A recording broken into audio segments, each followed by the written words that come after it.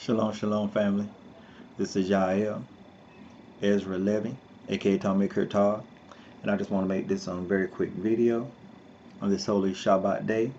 All praises, honor, and glory to the God of our forefathers, Abraham, Isaac, and Jacob, and blessings, peace, and greetings to the whole of the nation of Israel, my people. I want to read from the book of Shemot, the book of Exodus, chapter 2. Starting at verse 23.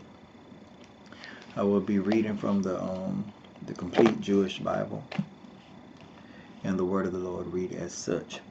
Hallelujah. Sometime during those many years, the king of Egypt died, but the people of Israel still groaned under the yoke of slavery, and they cried out. And their cry for rescue from slavery came up to Elohim. Elohim heard their groaning, and Elohim remembered his covenant with Abraham, Yitzhak, and Yaakov. Elohim saw the people of Israel, and Elohim acknowledged them. Hallelujah. I just want to say, with everything that we are going through as a people, really all over the world, we have to focus our cry to our Creator. And that Creator has to be the same Creator. We have to acknowledge Him as the God of Abraham, Yitzhak, and Yaakov. It has to be the God of our forefathers. And our prayers have to be directed to Him and Him alone. We cannot come before His face with another God on our lips. We cannot come before His face with another name coupled with His, as if it activates Him or empowers Him to act on our behalf. Our forefathers did not have a Mashiach to couple His name with the Creator's name. They simply called out to Yah. They directed their prayers to Yah. And we, as the offspring of them same people, we have to do the same. We have to direct our cry, our focus, our prayers, our supplications unto the God of our forefathers, so that He will acknowledge us. Some translations say that He had respect for them. Because I like this one here that says acknowledge us. But there's two ways that Yah acknowledges us. He acknowledges us when we're wicked. And He acknowledges us when we are righteous. We need His face turned to us to acknowledge that we are seeking His face, that we are seeking to be upright before Him, that we are seeking to turn away from unrighteousness to turn to righteousness once again. And then when He acknowledges us in striving to be righteous before His face, our cry makes a difference to Him. But if we're crying out to Him and we're wicked, we're ungodly, we're throwing another God before His face, He will not have respect unto us.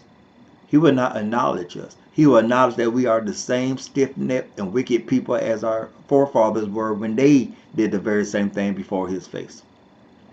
So we have to change the tides. We have to change the narrative, so to speak. And we have to be a people that will wholeheartedly turn back to Yah, our Creator, seek His face, and that includes seeking His Torah to observe it. Our observance, as I said before in a post on Facebook, our observance have to surpass the fashion statement that we make with our turbans and tzitzits and fringes. It have to surpass that. We have to strive to observe what the fringes or the tzitzits remind us to keep.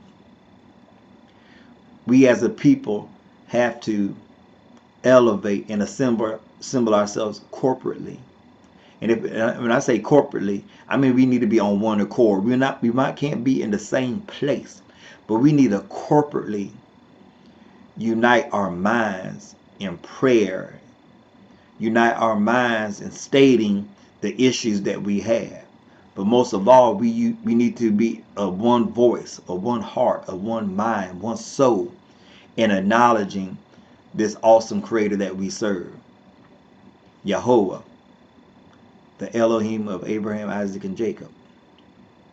We need to direct everything we have unto him so that he could acknowledge us, that he could have respect unto us, that he could answer our prayers, that he could move his hand, that he could show forth his mighty, strong arm, the power of his might for our good.